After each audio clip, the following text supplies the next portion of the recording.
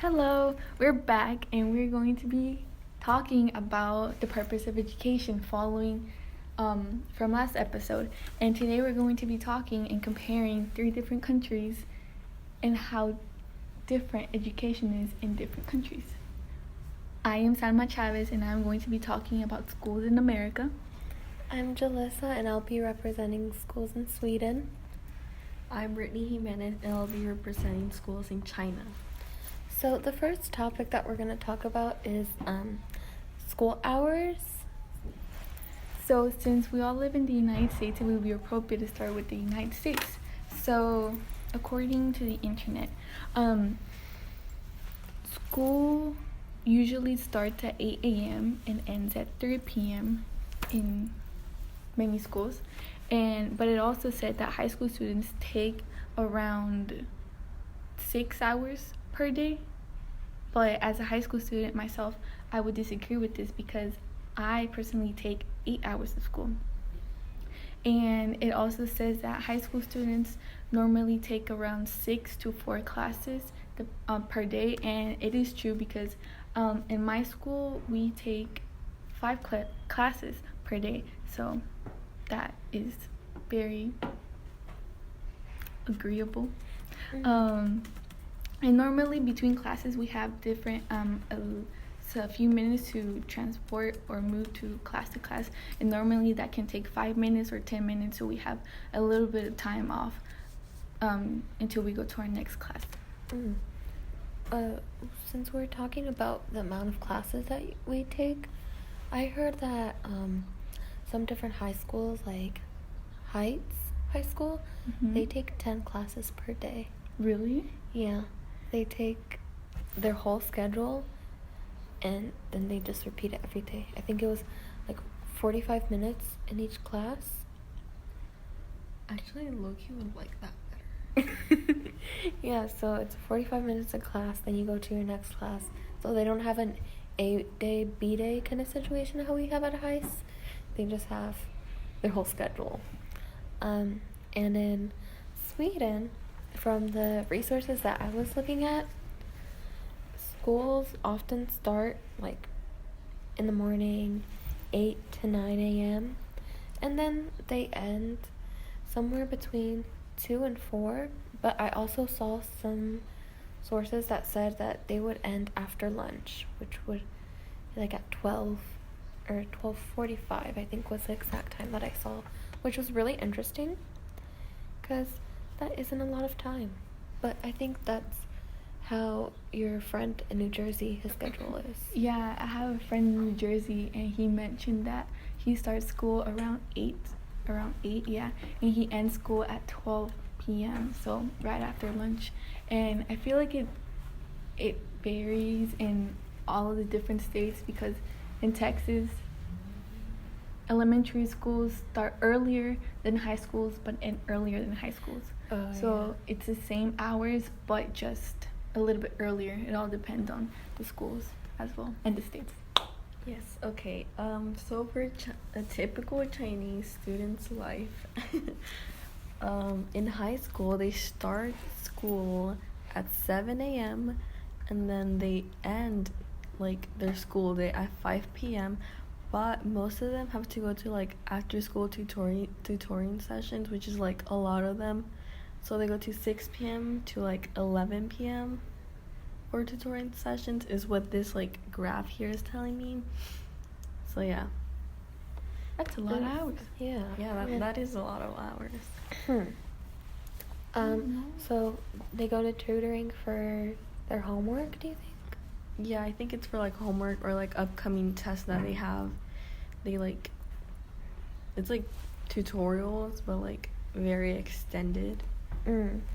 So how much homework do they get? Well, it doesn't exactly say how much homework they have, but in this article it says like homework is a heavy burden to the Chinese students because they are sleep deprived, and they don't get more than 8 hours of sleep each night. That's crazy. Yep. Well, for my country in Sweden, recently there was a ban on homework. Yeah. They're so lucky. That it was exactly what I was thinking. So, they talked about how they didn't get the same support how they would from teachers at home, so it was harder to do homework without your teacher, being there.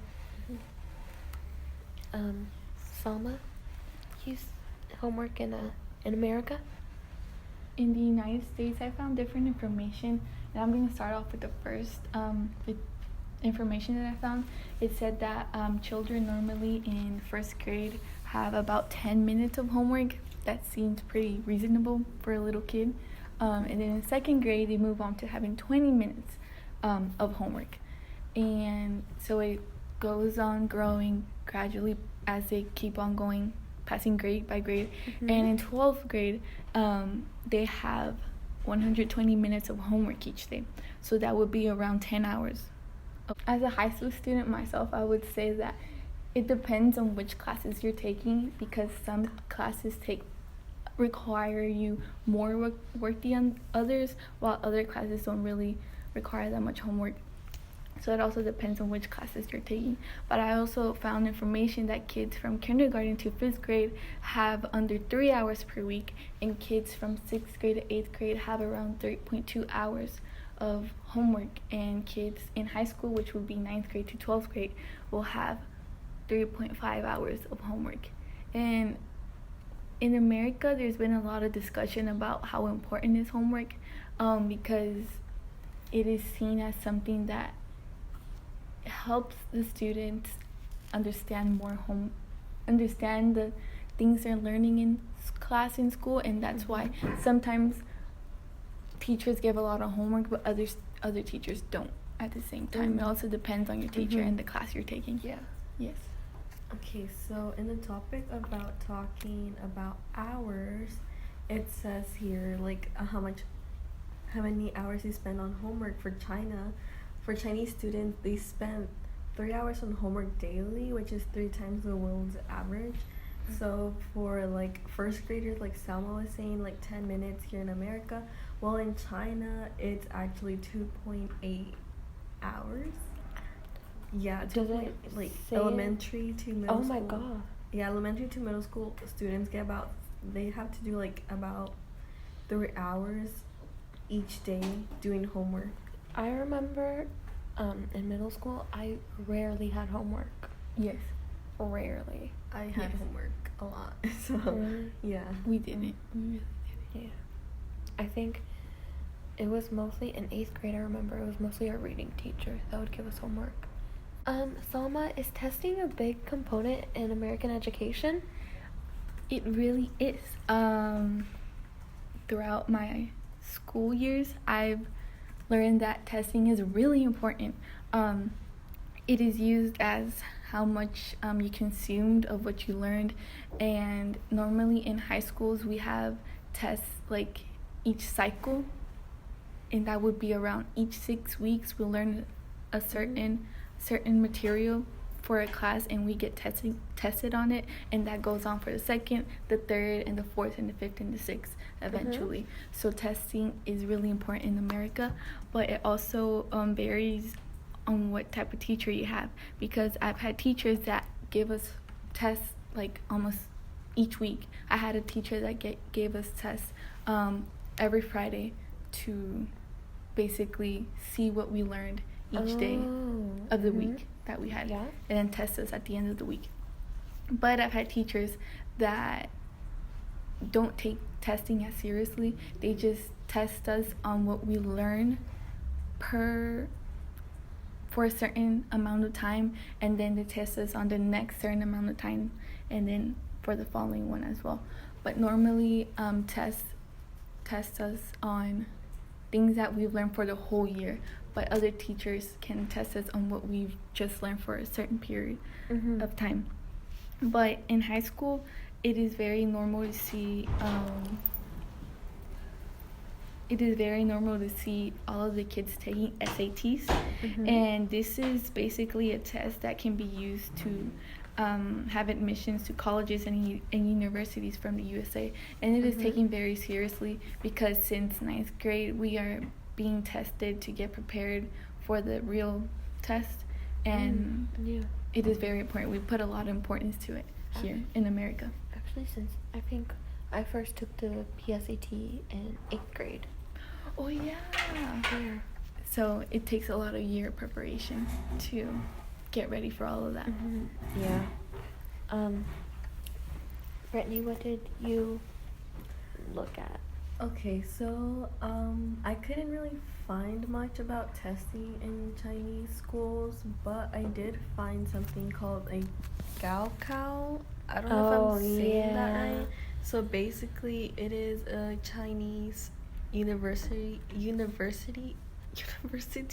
entrance exam that determines what university like students can go. So I'm guessing it's like if you get like higher points, you can go to these schools, but if you get like lower like scores, you can only go to certain types of school, and they tell you. Maybe like it could be comparable to an SAT.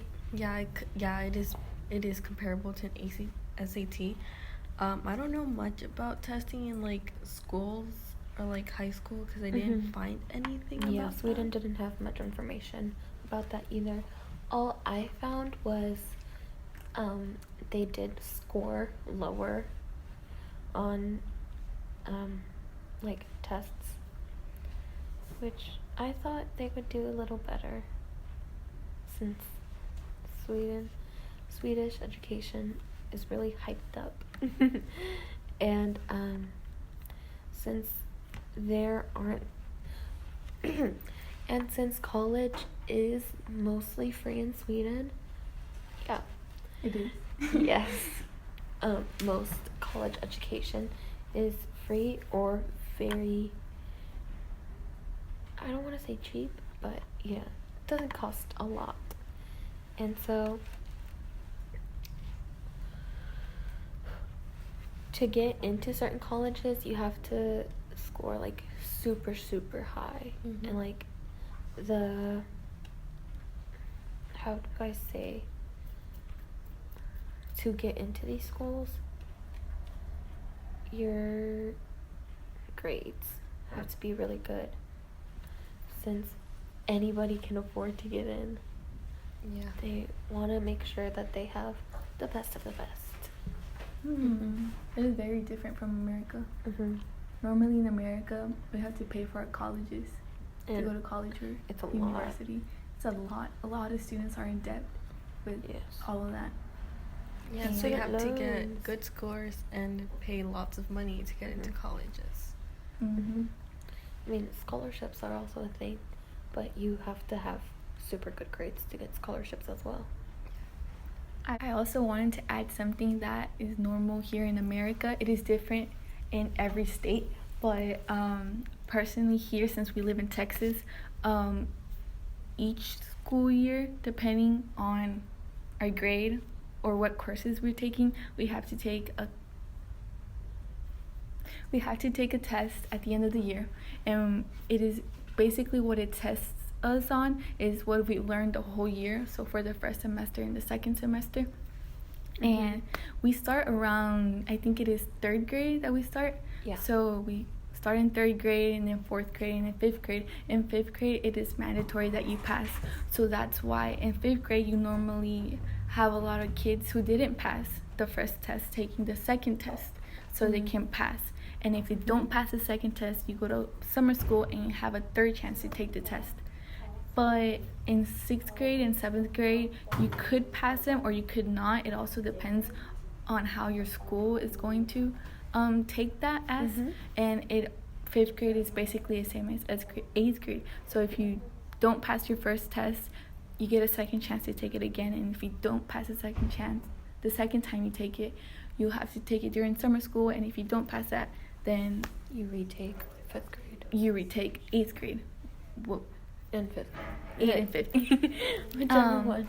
And in high school, it's a little bit more different because you just take STAR tests on different courses like algebra, English 1, English 2.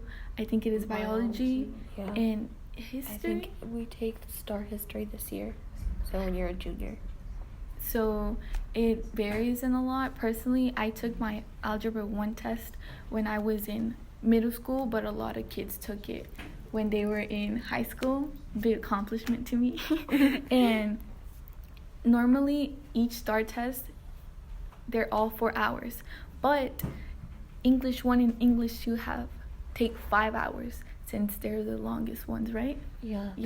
You have to complete an essay and 50 multiple choice questions. Yes, so English 1 and English 2 are the ones that take up 5 hours. That give us 5 hours to finish. You can take up the whole time or just choose to take the hours you need to. But also, something else that I wanted to add is that in high school, at the end of each semester, so we take finals. Finals are very important to the grading system and to ourselves. It is a huge part of our grade to pass the semester. Think it's 50% of our grade. I don't think. I don't know. I'll make sure It is on that. 50. And it is very important. We are tested on the things that we learn for the whole semester. So for the first semester, we will be taking the winter finals because that's when our school year, normally half of our school year ends.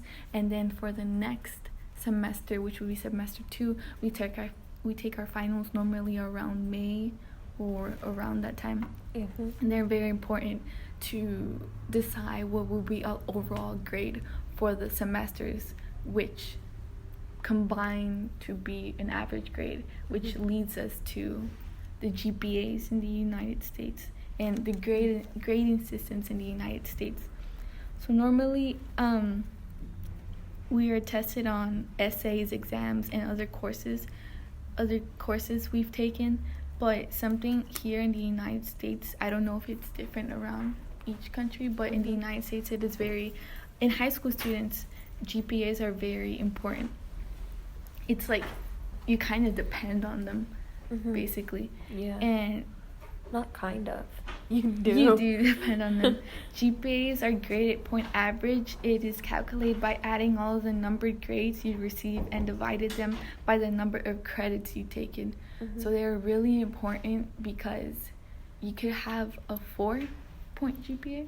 A 4.0. I think that's the highest you can, or is it 5? There's different scales. So you could get a 4, a 3, or a 2, or a 1. That's the lowest one. Yeah. I think so. Yeah. And they're very important to America. American students, yeah. You depend on that for everything. You really do. Okay, so as Salma was saying about like the GPA grading system, I didn't find anything about GPA, but I did find like the grading system, which is a 5 scale or a 4 scale, and what that means is A, B, C, D, F, A, B, C, D, and they usually their grading system is usually that they are ranked like 1 to like the last student. So Sweden schools, I found this really interesting. Most schools don't give their students number grades until I think they're like grade or year 7, how they say it in Sweden. So around there they're like 12, 13, they're teenagers. But until then, teachers write essays on each student, on how they perform, what they understand, what they need help on. And I thought that was really interesting because instead of seeing just like a you failed, you see a this is what you could use help with. You can study this. And I thought that's really great. It's really interesting. Very different from America. Or where we live at. Where we live at, basically. Yeah. Personally, in our school, our grades for each class are divided into categories. So we have like homework, we have classwork, we have quizzes, and we have project sites / tests. All of those categories have a different percentage of how important they are. Normally, tests and projects and classwork are the most important. And then on third place comes homework, I believe, or quizzes, one of them. I think it's quizzes than homework. Yeah, so it depends on which category it is. And they put different grades for each category. We take, so all those categories average out to a grade. So that would be a grade for the class. And our grade for the class will be for that cycle. And since we have 3 cycles per semester in America, we would have 3 grades for each cycle. And then we combine those 3 grades and we average it out, and that grade will be for our first semester. And that would be the same thing for the second semester. So then we take those 2 grades per semester and we average it out, and Including your finals. including our final, and then those grades we average the whole class's grades, and then that finalizes as our GPA. Yeah. I think I got that all right. You did amazing. Very Yes. good. Grading system's very hard to explain, but chef's kiss. Yeah, and normally in high school, an A is 90 to 100, a B is 80 to 89, and a C is 70 to a 79. But this is different in colleges, since in high school, if you get a 60, you're failing, but in college, if you get a 60 or above, you're passing the class. So it also... Okay, so about the purpose of education in China, I don't know, because most of it's like work related. Like, you have to do your homework, you have to do your classwork, you have to study a lot. There's so many, like, you just don't get much break in like China schools. From what I'm reading, you just do a lot. You barely get any sleep. That's what it says here. So I don't think like it fulfills what the education system should do, which is like teaching the Chinese student like life skills or what they're gonna need in the future. Interesting. So you think they focus more on testing and getting into college? Yes, I feel like they focus more on grading. Yeah. Numbers more Yes. than what you're actually learning. Yeah, and As we talk- rankings. yeah. Because how they we- compete for the first Oh, spot. yeah. Ooh, sounds like class. How we talked about that in our first episode. Okay. Personally, for Sweden, I think they do maybe, I'll give them a 50 out of 100 on the purpose of education, because they do a lot to what am I trying to say? They don't focus a lot on grading and numbers and ranking and stuff like that, which I thought was really good, because from that your student can learn without worrying about grades. And I feel that sometimes grades defeat the purpose of like not learning, but you're so stressed about cramming information into your brain to get a good grade, you don't learn it. And since they aren't really getting number grades until they're 12, they have all this time to learn. Does that make sense? It makes sense. Thank you. Thank you, Salma. How do you feel America does with the purpose of education after what you've learned?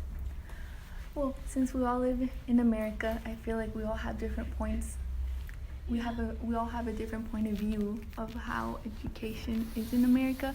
Personally, I think it could do better, because not a lot of schools have programs that focus on a certain thing. Like, they don't have like medical school, like medical classes, or Yeah. like Well, unless you went to like a specified like high yeah, school. like DeBakey. DeBakey has DeBakey. that, but it also depends. But like if you don't know what to do like in Yeah. high school, and then you just suddenly like find like, oh, I'm interested in medical school, you have to now go through medical school instead of going through it during high school. I feel like there should be a diversity of classes. Yeah, there should be more specialized schools for different careers that you would want to go to. I understand that too, but at the same time, I feel like a lot of high school students still don't know what they want to do, so they will be very indecisive. So I don't blame them for not having those type of like careers, because a lot of in high schools, yeah. because a lot of students still don't know what they want to do. Yeah. They just don't know what to do. And even some people who think they know exactly what they want to do, they might change their minds during college. So I feel like going to a high school that specializes in something and then going to college for that and then realizing that that isn't exactly what you want might make you not want to change because you've already spent all this time. But I feel like on the other hand, going to a high school that specializes in something, you could learn if you want to do that or not in high school when it doesn't cost that much money. So you could either go to then a public school where you learn a little bit of everything, or you could go into another specialized high school. Yeah, it all depends. Yeah. So that was all for today. Thank you for joining us for our second episode. We'll see you in the third episode with Salma Chavez. Jalissa Olvera. Brittany Jimenez. Bye.